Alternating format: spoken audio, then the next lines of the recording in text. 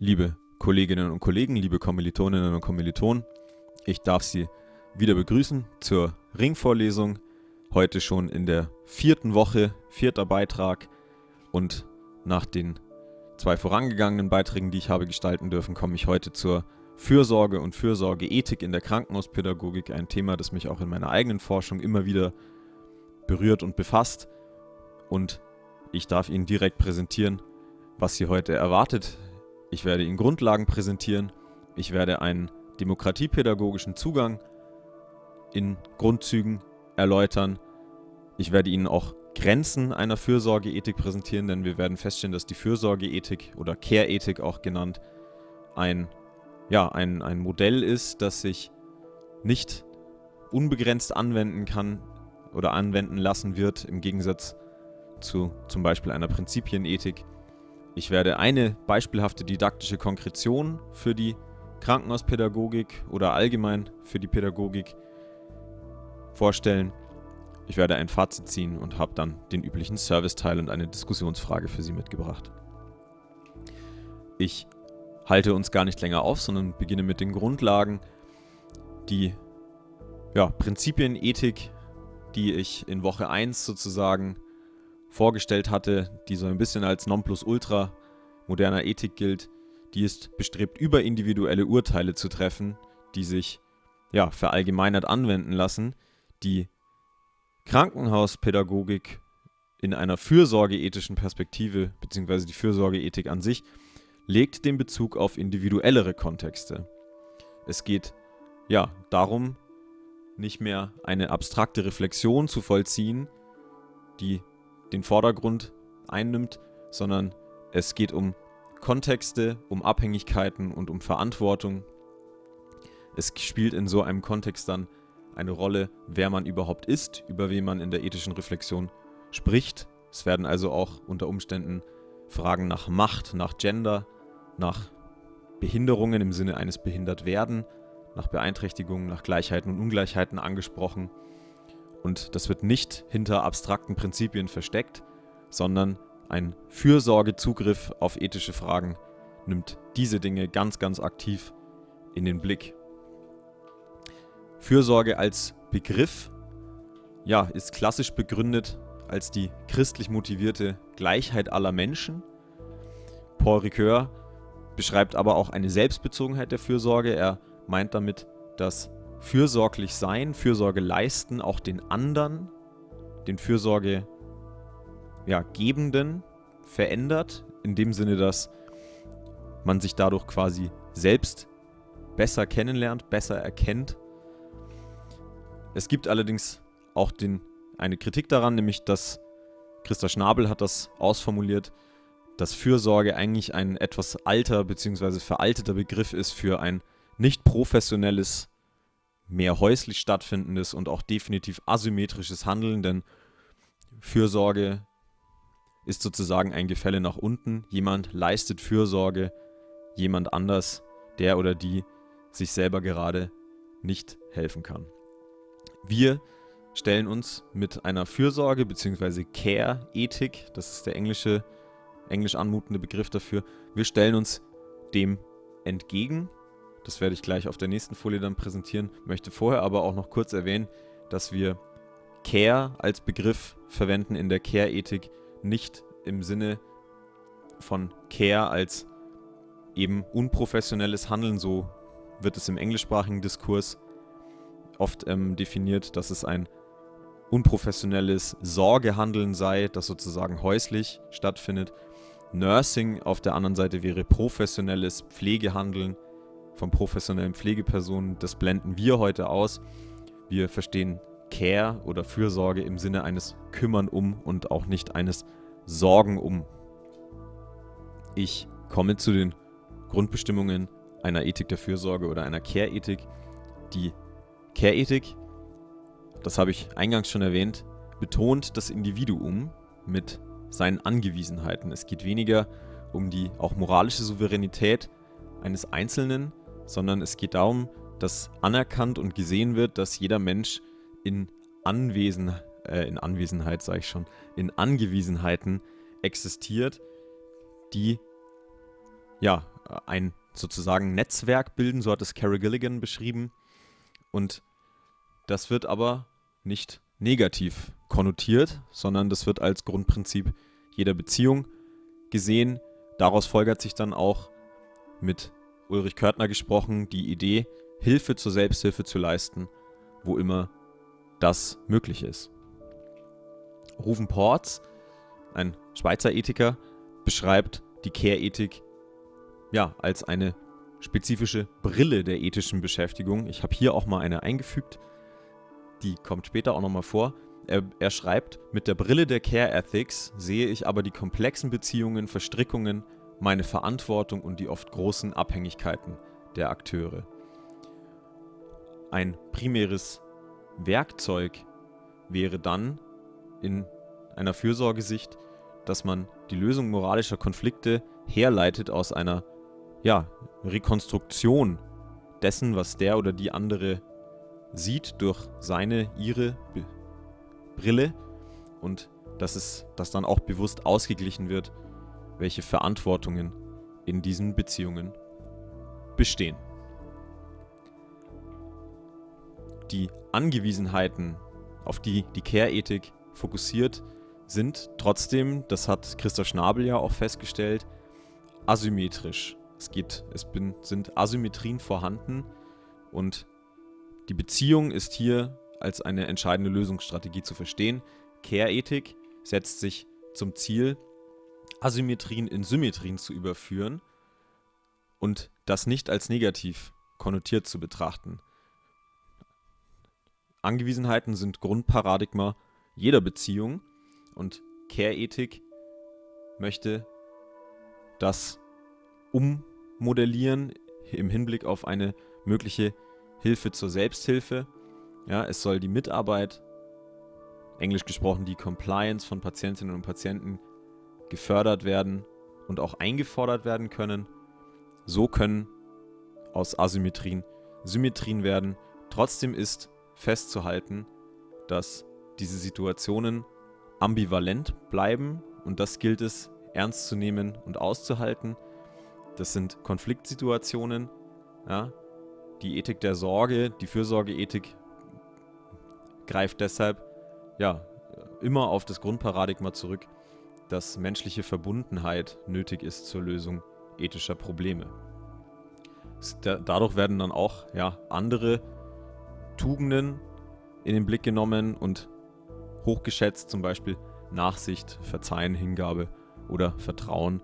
Das habe ich auch schon gerade angesprochen.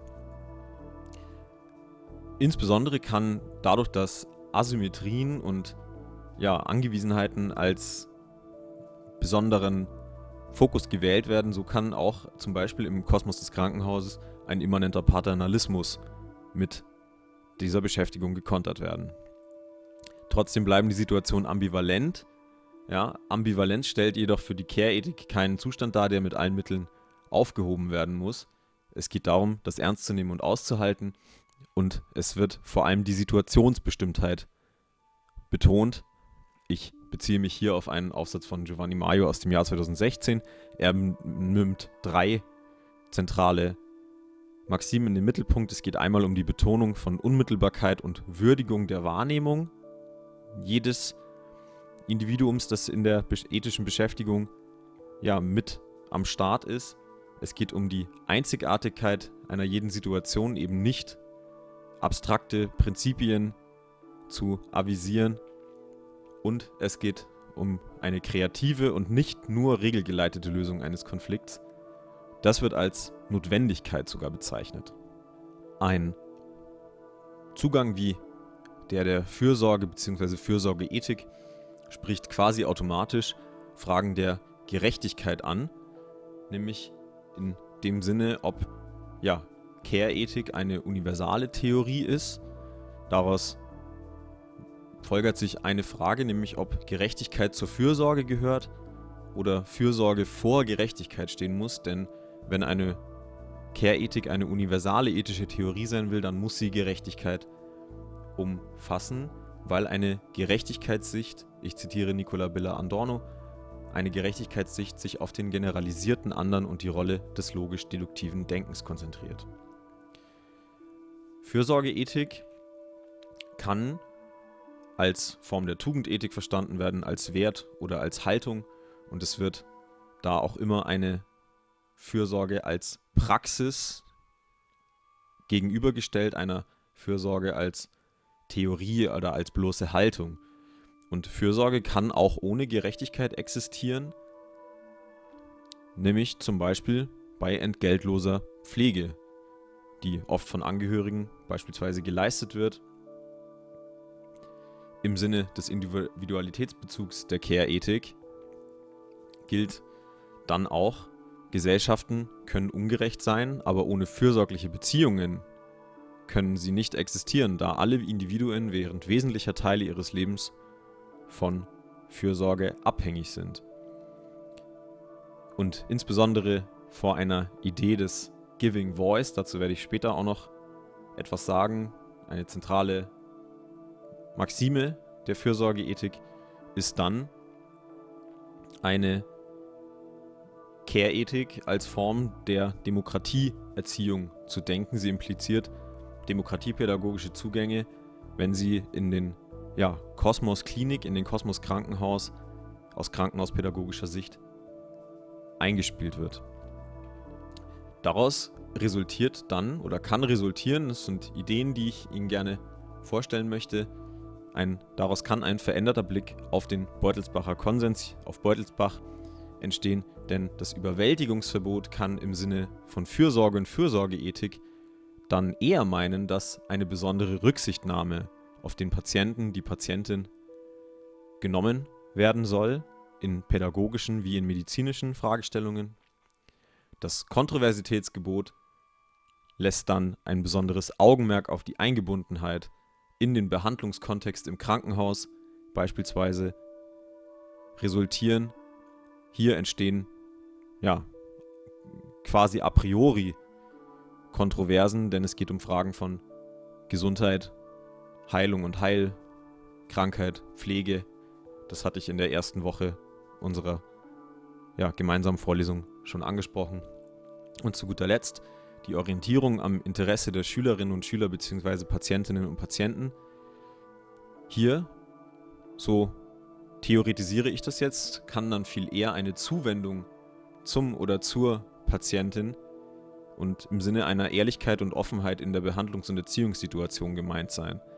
Es geht dann darum, dass nicht erzwungenermaßen sozusagen bestimmte pädagogische Maßnahmen presst werden, sondern dass im Sinne von Ehrlichkeit und Offenheit auch die tatsächliche Situation, wie sie gerade akut vorhanden ist, thematisiert wird. Die Fürsorgeethik weist, das wird Ihnen sehr wahrscheinlich bewusst geworden sein in meinen bisherigen Ausführungen, allerdings auch ganz deutliche Grenzen auf. Sie ist keine allgemein anwendbare ethische Theorie. Sie muss trotzdem in einem konstituierenden Rahmen bestehen bleiben, denn eine richtig verstandene Ethik der Fürsorge müsste ihren konkreten Ausgangspunkt auch dahin ernst nehmen, dass im Zweifelsfall erkannt wird, dass gewisse Situationen einen eher prinzipienethischen Umgang verlangen. Denn spezifischer Reichtum der Care-Ethik wird sich nur dann entfalten können, wenn sie innerhalb eines bestimmten Prinzipienrahmens Fuß fasst, der nicht in Kontrast zur Care-Ethik steht, sondern ihre Verwirklichung letztlich erst ermöglicht. Und ich habe hier den Punkt erwähnt, Beziehung ist nicht immer gewollt. Das wäre zum Beispiel genau ein solcher Rahmen. Sie können Beziehung niemandem aufzwingen, und wenn versucht wird, in fürsorgeethischer Sicht an ein Dilemma, an einen ethischen Konflikt heranzutreten, dann machen sie damit mehr kaputt als heil. Und wir hätten dann auch etwas, was die Ethik nicht will, nämlich eine gewisse, ich nenne das ethische Anarchie. Diese didaktische Konkretion, dafür habe ich einen narrativen Zugang gewählt, maßgeblich beeinflusst von Ruven Ports, der dazu auch Publikationen vorgenommen hat, und wir werden gleich sehen, dass ein narrativ-ethischer Zugang sich für die Fürsorgeethik ganz besonders anbietet, denn ich habe schon erwähnt, es geht um Beziehungen, die durch eine bestimmte Brille, hier haben wir sie wieder, betrachtet werden, es geht um moralische Verantwortung in der Fürsorgeethik, es geht um Kontext, es geht darum, ja, eine Stimme zu erschaffen, Giving Voice, und es geht um einen Perspektivenwechsel. Und ein Perspektivenwechsel lässt sich gut durch einen narrativen Zugang hervorrufen, wenn man bedenkt, dass einige der verheerendsten moralischen Irrtümer in der Medizin und Medizinethik dann passieren, wenn die Geschichte der Ärztin die Geschichte der Patientin oder der Familie ersetzt oder wenn die Geschichte eines Familienmitglieds die der Patientin ersetzt. Ich habe zitiert Martha Montello aus ihrem Aufsatz zur narrativen Ethik. Es besteht dann die Gefahr eines Ausblendens fürsorgeethischer Zugänge, wenn es nicht mehr um das eigentlich zu fürsorgende Individuum geht, sondern auf einmal um ein ganz anderes. Auch wenn die vielleicht verwandt sein mögen, befreundet oder in einer Behandlungssituation gemeinsam. Die Krankenhauspädagogik muss aber den oder die Patientin in die Mitte der Beschäftigung stellen. Und ganz wichtig, für das Nachfolgende möchte ich das gleich noch voranstellen, Ruven Porz beschreibt, dass Erzählungen bei narrativen ethischen Zugängen phänomenologisch zu nehmen sind, nicht psychologisch. Das ist nicht unsere Aufgabe, wenn wir diesen Zugang wählen, denn es geht dann um Geschichten statt Fälle. Ja?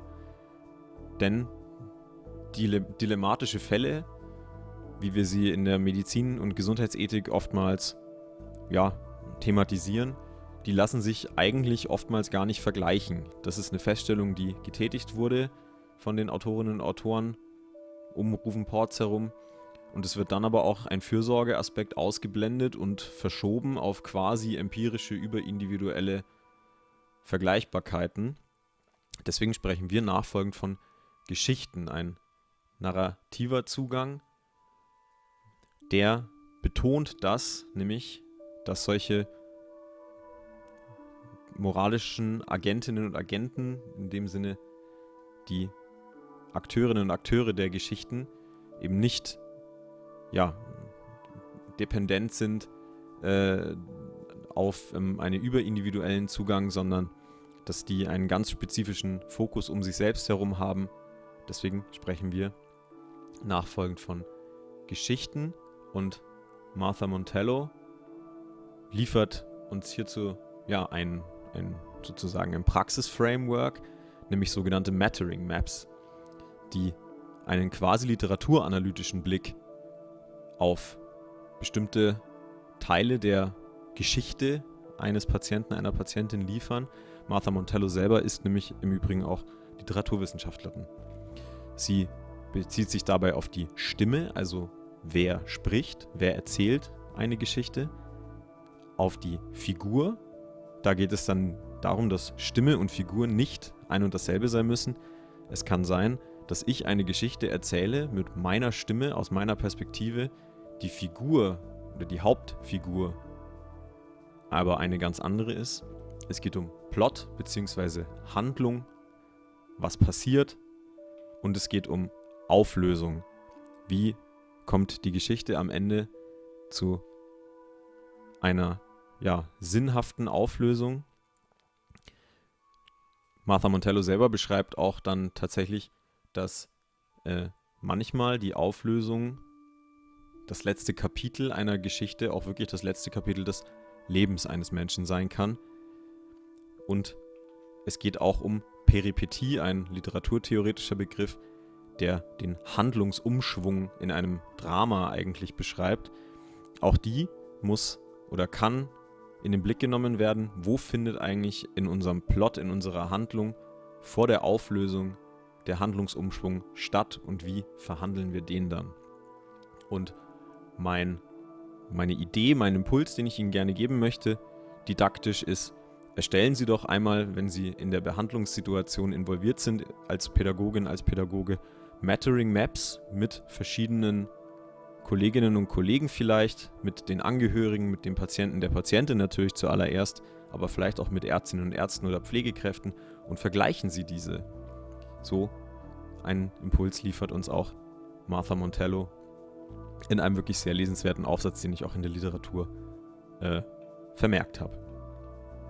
Mit diesem, kurzen, aber bündigen und hoffentlich für Sie praktisch auch anwendbaren didaktischen Impuls bin ich beim Fazit Giving Voice. Cara Gilligan beschrieb 1988 in ihrem Erstlingswerk zur Care-Ethik ein Primat der inneren Einstellung. Sie beschrieb Care und Fürsorge als eine menschliche Grundhaltung, zum Beispiel die Notwendigkeit, für eine Person da zu sein, um Fürsorge zu verwirklichen und weniger als eine äußere Verpflichtung. Und das löste natürlich unmittelbare Kritik aus, ganz maßgeblich von Joanne Toronto 1993, die Care als vielmehr Praxis beschrieb. Sie war der Meinung, dass sich Fürsorge nicht allein durch eine gute Grundeinstellung realisiert, durch gute Motive, sondern dass Fürsorge erst dann verwirklicht ist, wenn die guten Motive auch beim anderen, bei der zu fürsorgenden Person überhaupt angekommen sind. In der Krankenhauspädagogik lassen sich notwendigerweise und logischerweise beide Positionen vereinen, denn gute pädagogische Intervention, gerade im Krankenhaus, wird niemals ohne die richtige Einstellung realisierbar sein, ohne die Zuwendung auch geistlich und moralisch zum Patienten, zur Patientin. Ich möchte daher auch noch mal ganz kurz auf etwas eingehen, was ich letzte Woche schon angesprochen habe, nämlich auf das Zitat: Wer mitreden will, muss sprechen können, und den zugehörigen Aufsatz von Sabine Anselm aus deutschdidaktischer Sicht. Sprechen ist ein Grundbedürfnis, eine Grundbedingung auch der fürsorglichen Interaktion. Neben anderen, zum Beispiel Berührung, pflegerischem Handeln oder der reinen Anwesenheit. Das Sprechen eines oder einer anderen, das muss aber auch gehört werden. Sprechen meint nämlich auch, dass man etwas zu sagen hat. Dementsprechend wird es ein Problem, wenn Sprechen nicht möglich ist. Das heißt, wenn man entweder nichts zu sagen hat, nichts sagen kann, oder wenn man nicht gehört wird. Und in gewisser Weise passend dazu ist mir im Roman Entland von Martin Schäuble, der dieses Jahr auch als Theateraufführung herausgebracht und aufgeführt wurde, hier bei uns in München, ist mir ein Zitat untergekommen: Schicksal ist was für die, die beschützt werden von ihrem Staat. Im Sinne der Ethik als einer Theorie menschlicher Lebensführung, wie sie Trutz Rentow verstanden hat, haben wir aber ein Recht auf Lebensführung und wir haben dann auch ein Recht auf Schicksal. Und da der Staat eine mindestens implizite Fürsorgepflicht uns gegenüber hat, dadurch, dass er durch Grundgesetz Artikel 20 als ein sozialer Staat ausdefiniert ist, daraus folgert sich ein Recht auf Fürsorge durch die Pädagogik bei Krankheit, denn das Gesundheitssystem ist sozialer Natur, es ist staatlich subventioniert und dementsprechend sollte es so sein, dass der Staat sich auch darum kümmert, dass die Pädagogik bei Krankheit möglich gemacht wird. Das wäre, dazu kann man sagen, eine ethische Maxime. Wir haben darauf ein Recht, in dem Sinne, dass wir ein Recht auf Schicksal bzw. Lebensführung haben, von der wir durchaus auch mal überrascht werden können, vielleicht sogar wollen, so hat es Werner Stegmaier formuliert.